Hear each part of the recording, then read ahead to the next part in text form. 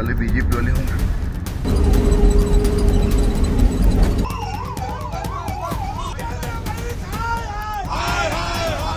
आमचा बंदोबस्त लागलेला आहे आणि सध्या त्यांच्यावर अलेक्सिस हॉस्पिटल नागपूर या ठिकाणी उपचार सुरू आहे।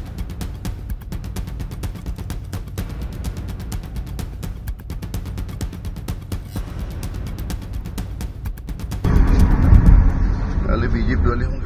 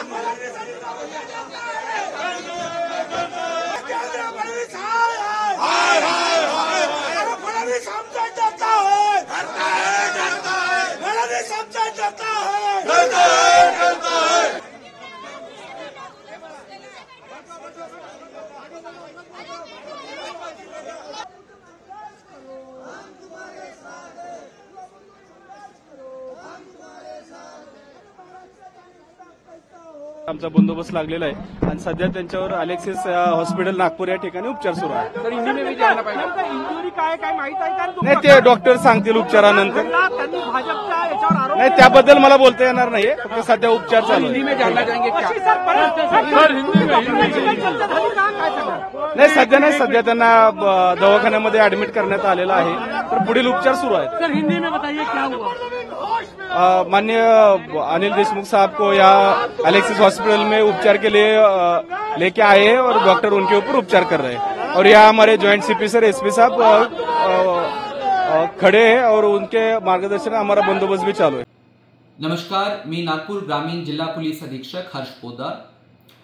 काटोल या शहरामधील श्री अनिल देशमुख यांच्या संबंधी जो हल्ला झालेला विषय आहे, या प्रकरणात नागपूर ग्रामीण पोलीस प्रशासनाने अत्यंत गांभीर्यपणे घेतले असून खालील प्रमाणे पावले उचलली आहेत। 4 अज्ञात इसमांविरुद्ध अटेम्प्ट टू मर्डरचा गुन्हा दाखल झालेला आहे।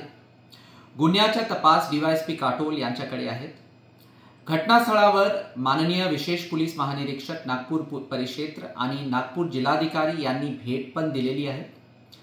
रिजनल फोरेन्सिक टीम नागपूर ही घटनास्थळावर तांत्रिक पुरावा गोळा करण्यासाठी आलेली आहे।